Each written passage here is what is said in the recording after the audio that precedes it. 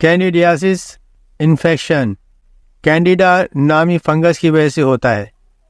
इस फंगस की कई अक़साम हैं, मगर ज़्यादातर इन्फेक्शन कैंडिडा एल्बिकेंस नामी फंगस की वजह से होता है।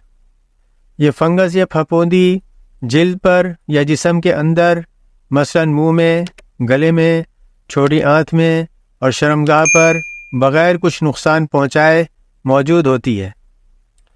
कैंडिडा इस वक्त इन्फेक्शन का बायस बनती है जब इसकी नशोनुमा काबू से बाहर हो जाए या ये जिस्म के अंदर गहराई तक असरअंदाज हो जाए।